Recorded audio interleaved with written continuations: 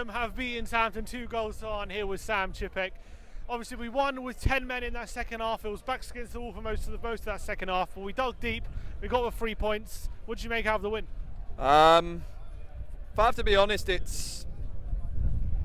I don't feel like it's the most convincing of wins, but to win a game with 10 men is something. But I honestly thought we weren't going to hold it off because of past results of throwing away a 2-goal lead, and obviously with our recent result against Leicester and not keeping that 1 goal. So I thought, today was good, contrary to what so much criticism's been going on throughout this week. The players put on a bit more of a shift than they normally did and look like they are, after all, playing for the manager just for this game alone. But yeah, so it's still a long way to go though.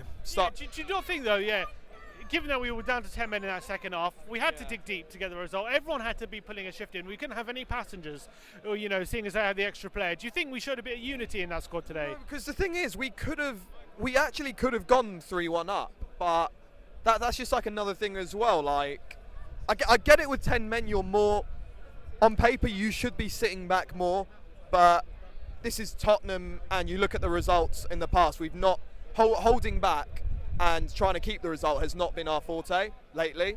So the fact that we could have been 3-1 up was disappointing, because then that would have taken weight off shoulders slightly and we would have had the more freedom to sit back and hold it off. So like I said, this game was really nervous. If you go for that next goal, if you go and attack the team, especially with 10 men, you're going to be picked off, because they have the extra man. They can just play around you, and it's so much harder to keep the result if you are going to attack a team when you're 2-1 up. No, yeah, I understand that, but I'm saying this based on what I saw on the opportunities when we were almost 2-1 up. With Kane up, Kane, when he was sprinting, got into the area, and for some reason he halted. I know he had a few players in front of him, but I don't know why he halted like that. When you're with 10 men, just go for the shot surely. But yeah, I mean, at least we defended all right, I suppose. But yeah, the Aurier, I have to look back at that, because when he got sent off, I didn't actually know he had a yellow card. Yeah, he had one bad sliding challenge quite early on in the game, and then a ridiculous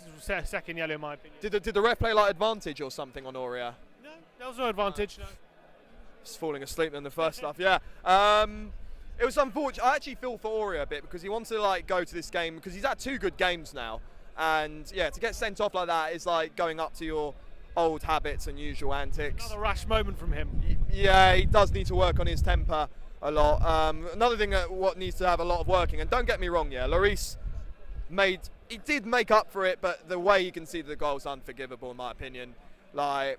And he's done that before, where we don't concede, but then it had to be that moment where we did concede, and it's a shame really. We could have kept a clean sheet had that not been a moment of madness from Lloris. Do you feel there's any more added significance considering the fact he's our captain, and when you're going, it was very shortly after we went down to 10 men, you're thinking that you need your big players, especially your captain, to step up and kind of hold the fort, get everyone doing their job and get everyone in position. And when your captain does something like that, do you think it demoralises the rest of the team? I think goalkeepers shouldn't be captains in my opinion, and if I had to look at this for an example, with Lloris, let's take the French World Cup. All he did was play the role of being the best keeper available as a French keeper for the French national team when they won that World Cup. France as well, they've got world-class players as starting 11, brilliant defence, brilliant midfield, an amazing attack as well, and some good wingers as well. So, and Lloris barely had a role to play other than just standing there in front of the goal, whilst the other players had their role of leaderships, like Pogba did for instance. So no. Would you like the captaincy to be given to Harry Kane? Yeah, I genuinely would, because you look at Harry Kane and he's Tottenham through and through. Came from the youth, made it up there to the top to become our most important striker and England's important striker as well. Kane as well. I've seen Kane before when the team is looking scrappy. He's out there being vocal.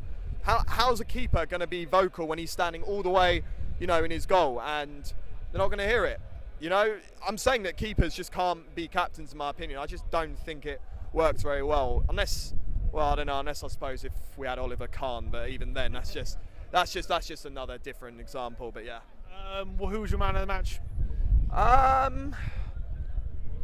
It was a team effort based on having 10 men, but I'd say man of the match would. She don't know, to be honest. Harry Kane, because he did play well when he scored the goal, and he was just unlucky not to score the third as well. And yeah, team effort, but if I had to choose, I suppose it would be Harry Kane. All right, cheers for coming on, Sam. Cheers. Nice